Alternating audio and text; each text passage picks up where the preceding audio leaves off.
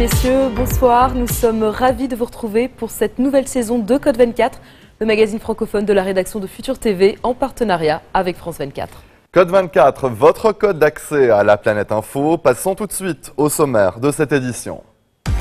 L'ambassadeur de France au Liban, Patrice Paoli, est l'invité de cette édition. Au moment de son départ, il dresse le bilan de ses 3 années de mandat. Coup de projecteur sur la commune de Camembert qui a donné son nom au célèbre fromage français fabriqué selon un savoir-faire ancestral. On les appelle les returnees de Syrie, ces jeunes Belges qui sont rentrés après être partis faire le djihad. Face à ce phénomène, plusieurs initiatives promues au sein de la société civile ont vu le jour. Cap sur Roun, une petite ville andalouse devenue Twitterville. Ici, le numérique se met au service des citoyens. Avis de décès, faire appel à la police, demander un papier administratif, tout passe par le réseau social. Depuis la levée du moratoire sur la peine capitale au Pakistan, la justice enchaîne les exécutions dans un pays où 8000 prisonniers croupissent dans les couloirs de la mort. Dans Code 24 ce soir, un invité exceptionnel, Patrice Paoli, ambassadeur de France à Beyrouth. Il quitte ses fonctions au terme de 3 années en poste au Liban, au cœur d'un Proche-Orient en pleine mutation. Dans l'interview qui suit, nous faisons le point sur ce qui a marqué son mandat au Liban et essayons de mieux comprendre quel regard ce grand diplomate français, fin connaisseur de ce Moyen-Orient toujours plus complexe, porte sur les événements qui secouent le Liban et la région tout entière. Patrice Paoli, bonsoir. Vous vous apprêtez à quitter vos fonctions d'ambassadeur de France au Liban après un peu plus de 3 années passées ici. 3 années pendant lesquelles vous avez connu 2 gouvernements, un parlement autoprorogé, une vacance présidentielle de 14 mois, une situation économique un peu catastrophique, un flot de réfugiés constant. Est-ce que vous avez le sentiment de quitter un Liban en plus mauvaise posture que lorsque vous êtes arrivé? C'est difficile à dire. Ce qui est certain, c'est que d'une certaine manière, le Liban fonctionnait mieux à l'époque où je suis arrivé, puisqu'il y avait un président de la République, un gouvernement qui fonctionnait, un parlement qui se réunissait. Donc oui, la situation sur le plan institutionnel était meilleure, même si elle n'était pas parfaite. On connaît les conditions dans lesquelles le gouvernement précédent avait été formé et donc les difficultés qu'il avait aussi pour prendre des décisions. Je pense aussi que un certain nombre d'éléments ont joué sur la situation au Liban. Vous l'avez mentionné, l'afflux des réfugiés.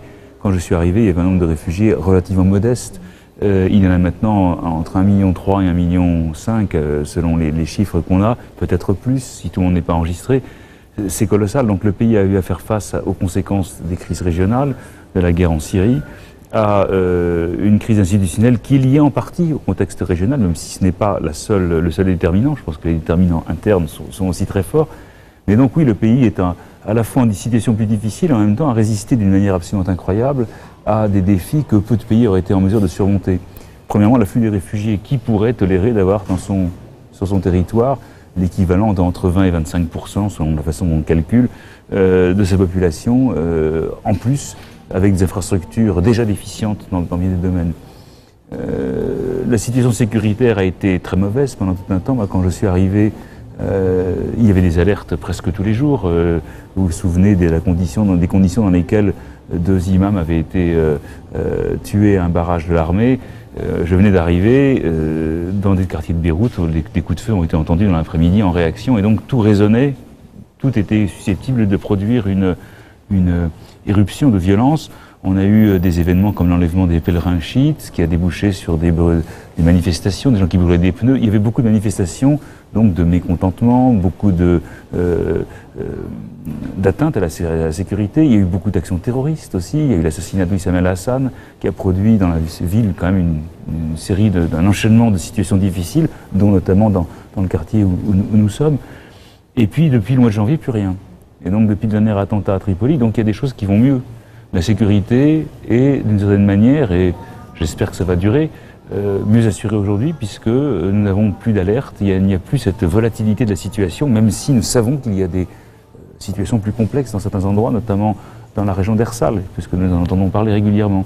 Donc c'est un peu, comme disent les Anglais, une peau de léopard. Il y a des endroits dans lesquels ça va mieux, des endroits où ça va moins bien. L'économie, comme vous l'avez dit, ne se porte pas bien. On voit bien que les touristes ne viennent plus, que l'investissement se fait plus rare, même si le Liban trouve toujours, là aussi, c'est le miracle libanais, les ressources par l'afflux de capitaux de l'étranger qui compense donc les différents déficits.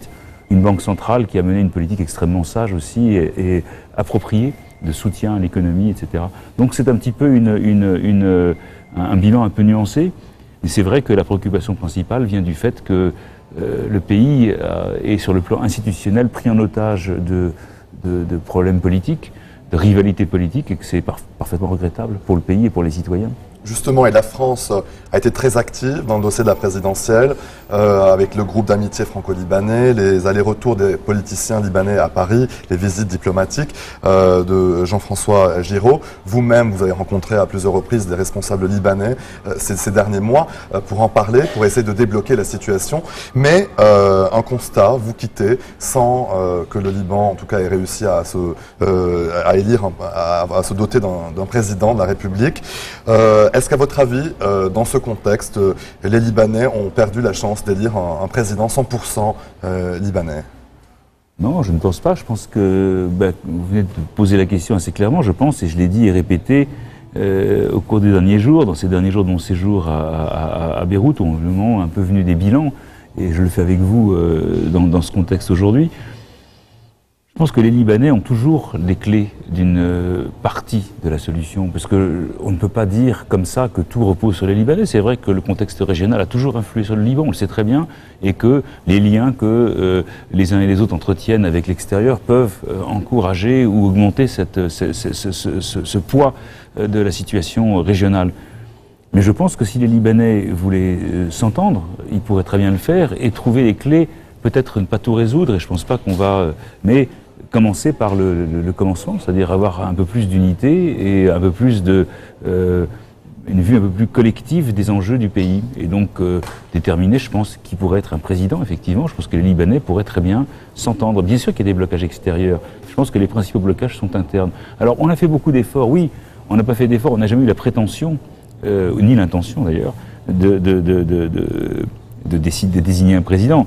On a eu la prétention des amis que nous sommes, des amis du Liban, des amis de tous les temps, par mauvais temps et par beau temps, d'être à leur côté et d'essayer de faciliter, de dire ce que nous pensons être bien pour le Liban en tant qu'amis, donc parler à la fois avec franchise et avec réalisme. Ce n'est pas nous qui allons élire le président, nous n'avons jamais eu de candidat, nous n'avons pas de favoris, nous n'avons pas non plus de veto. Et donc si les Libanais s'entendent sur un président, bien sûr, c'est un acte souverain que nous accepterons, mais il faut un président.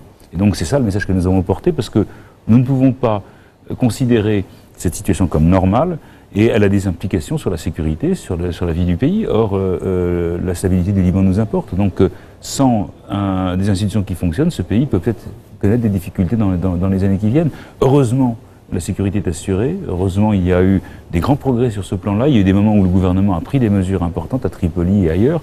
Voilà. Une série de dialogues aussi entre les partis politiques. Non, mais le dialogue aujourd'hui, enfin, moi j'en parle très très librement et très franchement, encore avec la franchise qu'autorise l'amitié, mais aussi que réclame l'amitié. Ces dialogues aujourd'hui sont des amortisseurs, ils sont faits pour atténuer, et ils sont donc bienvenus, nous les soutenons. Le dialogue entre le Hezbollah et le courant du futur, le dialogue entre les forces libanaises et le courant patriotique libre, ce sont des bonnes choses. Nous aimerions qu'ils puissent aller plus loin, nous en tant qu'amis, je veux dire, sans nous mêler de leur contenu. Mais aujourd'hui, ils jouent le rôle d'amortisseur sans apporter des solutions au-delà de ce rôle d'amortisseur dans la situation. Mais c'est déjà bien. Est-ce qu'on pourrait envisager un déblocage de la situation dans la foulée de l'accord sur le nucléaire iranien? Je pense qu'il ne faut pas surévaluer l'impact immédiat. Premièrement, nous nous réjouissons de cet accord, qui est intervenu après de longues négociations. N'oublions pas que nous avons fait partie des pays qui ont lancé cette négociation dès le début, parce que nous avons toujours cru que la voie politique était la meilleure, la voie diplomatique, et que nous avons prêché pour que tout le monde s'y rallie, ce qui a été le cas. Et d'autres sont venus à nous, dont les Américains, après un début de négociation qui a été lancé, rappelons-nous, par les Européens. Donc nous sommes bien entendu extrêmement satisfaits que cet accord soit signé. C'est un accord qui devait donner toutes les garanties aux uns et aux autres, et donc je pense que c'est le cas. Maintenant, quels vont être ses effets? Je crois que le premier effet, c'est un effet sans doute d'apaisement dans la relation entre la communauté internationale et l'Iran. L'Iran était quand même soumis à des sanctions du Conseil de sécurité. Le Conseil de sécurité, c'est-à-dire que tout le monde était d'accord. Ce n'était pas imposé par l'Occident. Les Russes et les Chinois étaient avec le Conseil de sécurité, ils sont membres permanents. Donc c'était un pays qui était au banc de la communauté internationale d'une certaine manière. Il réintègre cette communauté internationale progressivement en ayant pris des engagements, et nous avons pris des engagements aussi. Je pense que l'effet sera d'abord là, par cet apaisement, cet abaissement d'attention. l'Iran va retrouver peut-être une vie normale, et je pense qu'il y aura un enjeu important dans la vie de l'Iran qui va pouvoir offrir sans doute à ses citoyens une vie meilleure, d'investissement, des initiatives privées. Donc il y aura certainement un effet sur la société iranienne. Je l'espère, je pense que c'est souhaitable, je pense que c'est ce que tout le monde souhaite, c'est ce que souhaitent, j'imagine, les dirigeants iraniens. Donc on va avoir ces effets-là. Sur le plan régional, les autorités iraniennes ont toujours dit qu'elles dissociaient le dossier nucléaire des affaires régionales. Donc je ne m'attends pas à ce qu'il y ait un changement de la politique iranienne sur les questions régionales, mais on peut déduire, ou plutôt, en tous les cas, espérer que on est entré dans un cycle vertueux ou positif qui va avoir des effets progressivement. Donc un effet demain, non. Un effet après-demain, peut-être, je crois que c'est souhaitable. Il y aura peut-être des sous-produits, si j'ose dire, de cette réintégration par l'Iran de la communauté internationale au sens plein. Je crois que c'est un événement positif qu'il faut saluer, qui a impliqué des longues négociations difficiles, mais qui ne produira pas tous ses effets dans les 24 heures. Est-ce que le blocage peut venir du fait que le système constitutionnel libanais est assez particulier? Peut-être envisager un changement de constitution, un système fédéral à la Suisse, par exemple? Moi, je ne me prononcerai pas sur ce qui est bon pour le Liban de ce point de vue-là. Nous disons que les institutions doivent fonctionner. Mais après, sur la Constitution, ça c'est vraiment un choix proprement libanais. Nous soutenons la Constitution parce que c'est celle que les Libanais ont adoptée, dont ils se sont dotés. Donc on a soutenu Taïf a été intégré à la Constitution, donc nous sommes pour l'équilibre institutionnel tel qu'il est, parce que c'est comme ça qu'il est, que c'est les Libanais qui l'ont choisi. Donc on ne va pas dire qu'on est pour un changement de la Constitution. Donc si les Libanais estiment qu'il est nécessaire de changer de Constitution, c'est effectivement un acte de souveraineté qu'on peut respecter. Il me semble, comme ça, d'un point de vue de strict observateur et d'ami, qu'avant de changer les institutions, il vaudrait mieux d'abord s'entendre pour remettre en route les institutions, et de toute façon, une réforme des institutions ou de la Constitution suppose un certain nombre de préalables. Voilà, donc je pense aujourd'hui que la priorité doit être à cet accord, peut-être pas général sur tous les sujets, mais un accord sur le minimum vital, si j'ose dire, pour le Liban, qui est l'élection d'un président, la remise en marche du gouvernement, ce genre de choses. Après, pour le reste, c'est vraiment une affaire strictement libanaise. Moi, je n'ai pas mon opinion sur les choses, mais enfin, nous sommes partisans de la Constitution que les Libanais ont maintenant. Je dirais, s'ils en changent, eh bien, un acte souverain libanais. Quel bilan dressez-vous de vos grandes réalisations pendant votre mandat, notamment sur le plan militaire, avec l'aide à l'armée libanaise, l'armement français avec le don saoudien de 3 milliards de dollars, et sur d'autres plans, comme le plan culturel ou économique? D'abord, alors bon, c'est toujours difficile de faire des bilans, mais dans les bilans, il y a aussi tout ce qu'on a fait qui ne se voit pas, mais qui est dans une ambassade, on a une politique dans beaucoup de domaines que les gens ne voient pas forcément, dans le domaine immobilier, dans le domaine donc il y a tout un travail de construction, de gestion que nous faisons. Dans les grandes réalisations, vous avez cité l'aide à l'armée, bien sûr, c'est un des points forts. Nous avons plaidé pour que les amis du Liban se réinvestissent en faveur du Liban, non pas pour un parti ou contre un parti, mais pour les institutions. Et quand les Saoudiens ont répondu à cet appel, en annonçant, c'était en décembre 2013, qu'ils mettaient à disposition du Liban pour acheter du matériel français 3 milliards de dollars, ça a été la concrétisation de cette volonté commune que nous avions, les Saoudiens et nous, avec les Libanais bien entendu, de venir répondre aux besoins. Donc ça c'est vraiment, je pense, un des temps forts. Ça faisait plusieurs mois que nous réfléchissions aux moyens d'aider l'armée libanaise, et donc ce mécanisme a été mis au point. Il est en fonctionnement. Il se déroule normalement, et donc il verra des livraisons successivement dans les semaines qui viennent. Je n'ai pas de calendrier en tête. L'autre élément, c'est que d'abord, sur le plan de la sécurité, nous collaborons aussi avec les autres forces de sécurité du pays, et donc il y a des choses que là aussi, peut-être le citoyen ne voit pas toujours, mais je crois que dans la lutte contre le terrorisme, dans le maintien de l'ordre, il y a beaucoup de choses qui sont indirectement le fruit de la coopération franco-libanaise. Donc ça, c'est des choses dont je suis particulièrement fier. Je pense qu'on a des coopérations importantes avec les forces de sécurité intérieure. Il y a la FINUL. Et la FINUL, c'est pas une nouveauté, mais c'est le maintien. La FINUL joue son rôle. La présence française y est importante, et l'élément français, le contingent français, est un des éléments qui est en constant contact avec l'armée libanaise. C'est un lieu de coopération. Donc sur le plan de la sécurité, je crois que nous sommes bien dans le rôle qui est le nôtre, qui est d'être aux côtés des Libanais, dans une force internationale depuis le début, malheureusement depuis trop longtemps, parce que nous aimerions que les conditions ne nécessitent plus cette présence, auprès de l'armée libanaise pour la soutenir, auprès des forces de sécurité. Donc ça, c'est effectivement un plan important. Sur le plan culturel, c'est effectivement, éducatif, c'est la francophonie, c'est la présence, c'est le Salon du Livre qui chaque année accueille plus de visiteurs. C'est le mois de la francophonie, on fait un mois entier de francophonie ici, je le répète et je le redis encore, c'est colossal. Il n'y a aucun pays dans le monde où on célèbre la francophonie pendant un mois avec une telle intensité. Et puis, les Libanais viennent de tous les coins du pays. Ceux qui ont gagné, les enfants, les étudiants, les lycéens qui ont gagné des concours venaient des fois d'écoles publiques du fin fond de la Bekaa, c'est-à-dire des écoles qui ne sont pas les grands lycées qu'on connaît à Beyrouth. Et donc ça prouve à quel point il y a encore une attractivité. Alors on me dit le français est en déclin. Bon, peut-être que le français n'a pas les positions qu'il avait autrefois, mais je pense qu'il y a surtout un stock énorme et une envie de français que je constate partout chez au Liban, dans le nord, dans la Bekaa, dans le sud. Il y a des régions où l'anglais se porte mieux. D'abord, on n'est pas en lutte contre l'anglais, on est en lutte pour le pluralisme linguistique, pour l'apport culturel. Et je pense que pour la francophonie, on a fait beaucoup de choses qui, là aussi, ne sont pas des choses grand public, mais les politiques de certification. Donc on certifie le niveau de français des enseignants, des lycées collectivement, et on délivre des diplômes, on forme des formateurs libanais. À certains endroits, nous perdons des clients dans nos instituts parce que nous avons formé des formateurs libanais qui, à leur tour, forment. Et donc, c'est un signe de dynamisme. Donc, je ne dirais pas que je suis content qu'on perde des élèves, mais c'est la preuve qu'il y a une appropriation. Donc, je pense qu'il faut voir aussi tous ces éléments de dynamisme, un bilan plus équilibré. Donc, moi, je suis fier de toute cette action quotidienne que nous avons avec des partenaires libanais extrêmement actifs, extrêmement volontaires. Puis, dernier élément, il y a le dialogue politique. Alors, on peut mesurer, le succès à différentes choses. Il y a des choses qu'on aurait bien aimé voir arriver, mais c'était une décision libanaise, on en a parlé, la présidentielle, etc. En même temps, je veux dire, moi, ce que je mesure, c'est la qualité du dialogue que nous avons. Au niveau des autorités, à mon niveau, je pense que l'un des buts de tout ambassadeur, c'est de pouvoir parler à tout le monde, à chaque parti, à tout moment, pouvoir dire les choses telles qu'ils les voient, telles que nous les pensons, écouter le point de vue de l'autre et avoir tous ces accès sans que ça remette en cause les relations. Et ça, je pense que c'est un des éléments de mon bilan. Effectivement, je crois que je suis en mesure de parler à pratiquement tous les partis politiques quand j'ai besoin de le faire, quand j'ai un message à passer et je reçois leur message. Donc nous sommes dans ce dialogue et ça c'est important. On n'est pas forcément d'accord. D'ailleurs, j'ai pas à être d'accord avec tout le monde, pas plus que les autres sont d'accord avec moi, mais on trouve des terrains. Quand on a des désaccords, on peut en parler. Donc établir un terrain dans lequel on est capable de mettre les choses sur la table. Il y a un projet sur lequel vous avez le plus bataillé, c'était sur quoi? Ou un truc qui vous tenait à cœur et que vous avez réussi justement à...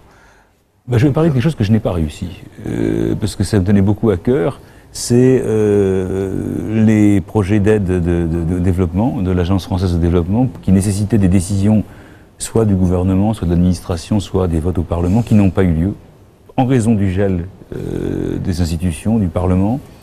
Et malheureusement, on a dû annuler des prêts donc, qui étaient importants pour bâtir des écoles, en raison de cette incapacité du système à fonctionner normalement. Donc ça, c'est ma plus grande frustration. Mais j'ai énormément de joie dans des choses extrêmement simples. Mes joies ne sont pas dans des grandes réalisations, ils sont dans la visite d'un village, d'une école, le fait de trouver des gens enthousiastes qui font leur métier, avec lesquels on travaille dans des conditions des fois difficiles, le fait d'avoir trouvé des interlocuteurs comme ça qui venaient de partout, du Akkar, de la région de la Nord-Bekaa, de la frontière, qui venaient des écoles, qui venaient pour recevoir des diplômes, qui étaient contents, qui venaient avec leurs enfants, avec les parents du village ou de la ville, des gens du Sud. Et j'ai fait ça partout, avec des ONG, avec des gens engagés. Et donc moi, c'est une des choses les plus chères pour moi. C'est le contact avec l'autre, le constat de cette humanité extrêmement... active, volontaire, qui demande, qui agit et qui veut... Voilà. Et donc cette interaction, pour moi, c'est un des plus grands bonheurs que j'ai connus au Liban. Alors, vous quittez le Liban, vous rentrez à Paris, vous avez été nommé directeur du centre de crise. Est-ce que vous regrettez de ne pas être muté vers une autre ambassade? Et en quoi consiste votre nouvelle mission? Bon, les décisions de mes autorités sont prises et je les ai acceptées, puisqu'on m'a proposé le poste de directeur du centre de crise. Oui, il était dans le sort d'un ambassadeur, il y a plusieurs possibilités. À un moment, il était envisagé un poste à l'étranger, et puis le poste de directeur du centre de crise s'est libéré, parce que son titulaire est parti pour un autre poste. Et donc, le ministre m'a demandé d'assurer cette fonction. J'en suis très fier, c'est un poste de confiance. Le centre de crise a été créé en 2008 par Bernard Kouchner. Avant, il y avait une cellule de crise qui se réunissait sur une base ad hoc. Le centre de crise a pour vocation principale de traiter des crises dans lesquelles les Français, le sort des Français à l'étranger est affecté d'une manière ou d'une autre. Ça peut être une catastrophe naturelle, un accident aérien, ça peut être une crise politique avec qui nécessite une évacuation, 2006 par exemple ici, ça peut être, mais c'est arrivé malheureusement dans beaucoup de régions du monde, des attentats terroristes, bref, toutes les situations dans lesquelles les Français peuvent être affectés. C'est aussi un organisme qui est aujourd'hui qui a pris une certaine importance au sein du ministère, qui peut fournir des aides humanitaires donc dans des situations de crise. Donc au Liban, par exemple, il y a un financement du centre de crise pour des projets avec des ONG, notamment pour le traitement de l'accueil des réfugiés syriens. C'est aussi des crédits pour la sortie de crise, pour la stabilisation, pour la gouvernance. Et puis enfin, c'est un organisme qui a vocation à définir une politique ou un petit peu un tableau de bord d'anticipation des crises, pour avoir une visibilité, pour autant qu'on puisse en avoir. Donc il a toutes ces tâches, et c'est un organisme qui coordonne l'action des autorités françaises, du gouvernement français, dans ces domaines. Donc le directeur du centre de crise est un délégué interministériel, et il coordonne les activités nécessaires pour répondre à toutes ces questions, avec des ministères comme le ministère de l'Intérieur, de la Défense, de la Santé, etc., pour venir chercher la ressource quand on a besoin d'équipes spécialisées, d'un hôpital de campagne, etc. Voilà, et donc c'est un métier qui implique un contact avec le public, avec des Français, avec les familles, beaucoup, avec les familles des otages, donc c'est un métier aussi comment dire, d'écoute, d'empathie, de réponse à des questions que se posent les Français à propos de leurs proches, de leur famille. Voilà. Et compte tenu de la complexité du système politique libanais, de la situation régionale, quel conseil avez-vous à donner à votre successeur? Mon successeur, je le verrai quand je serai à Paris, je le connais très bien.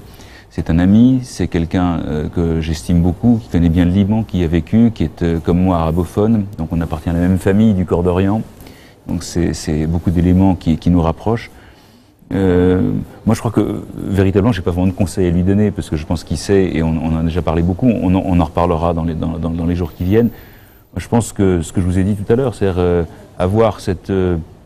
D'abord, l'ambassade ici est une formidable équipe, donc bien garder cette homogénéité et bien diriger cette ambassade, c'est important. Il y a besoin d'un capitaine pour diriger le bateau, avec une équipe, encore une fois, tout à fait capable, compétente, très compétente.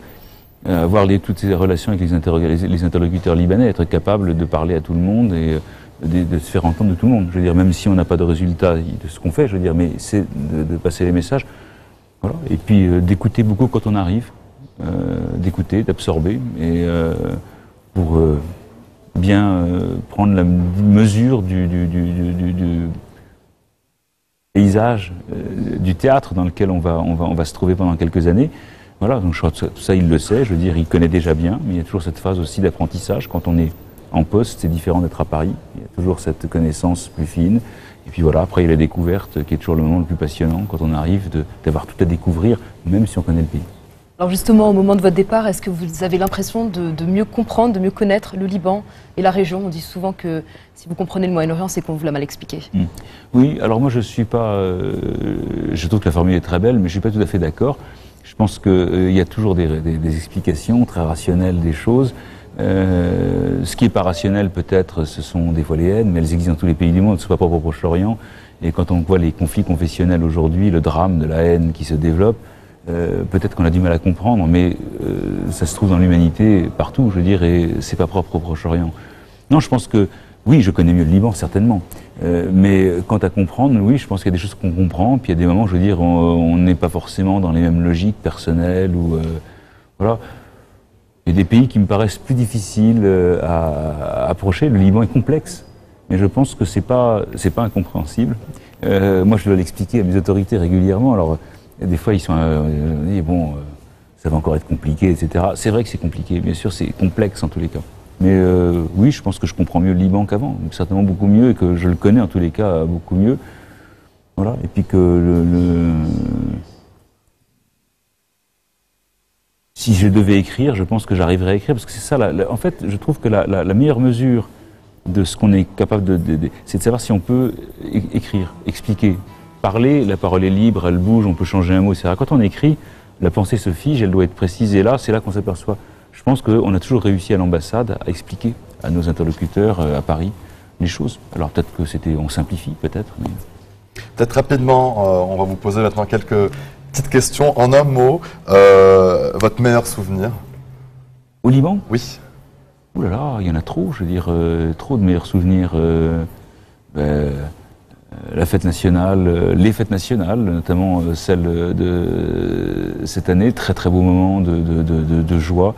Mais des fois, des moments extrêmement fugitifs, des fois le regard d'un enfant dans une école, c'est difficile à dire. C'est un tout. Moi, je pars d'ici, je veux dire, je devais répondre en un mot, mais je suis désolé, j'y arrive pas. Il y a trop de choses qui sont bousculées. J'ai pu, sur le plan personnel, sur le plan professionnel, beaucoup de satisfaction parce que me suis enrichi des gens que j'ai rencontrés.